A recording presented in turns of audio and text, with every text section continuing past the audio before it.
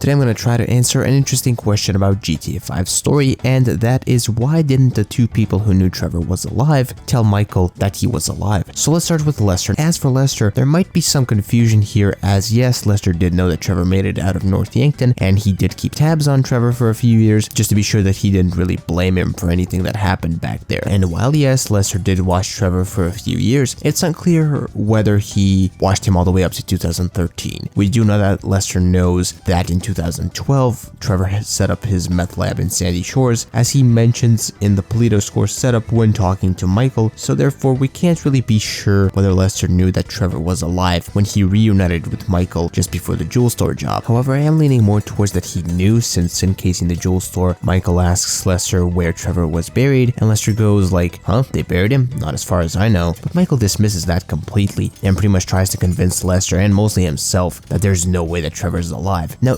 this is absolutely where Lester should have gone like, yo, my dude, I know he is alive. He is definitely not dead. But see, he didn't do that. Now, why? Well, I think that since Lester was already on board with him and Michael getting back in the game, he didn't want to tell Michael because, and maybe this is a bit of a stretch, Michael would have been like, well, in that case, if Trevor's alive and he can find me being a few hours away and all, I'm not going back. Like I said, this is reaching a bit. What I do think is that Lester simply thought that what Michael didn't know really can't hurt him, and with Trevor being so far away, he thought that there's no chance of Trevor even finding Michael ever anyway. Also, real quick, if you're enjoying this video right now, do me a favor and like the video, subscribe to the YouTube channel, that all helps me out a lot. Also, feel free to go down to the description or the pinned comment below this video, check out my second channel, that's where the Kingdom Hearts content is nowadays. So that's it for Lester, and now we move on to Davey, which is kind of a similar case, but there's a bit more to it all than with Lester. See, Dave, just like Lester, told Michael that Trevor is alive, but Michael did the same thing again and just tried to convince Dave and himself that Trevor has to be dead. However, Dave says to Michael, and I quote, "And what about Trevor? If that fruitcake realizes Nono finds out you're alive, you are D-O-N-E fucked." So from that, we know that with Dave, unlike Lester, where it could be argued that he didn't really know 100%,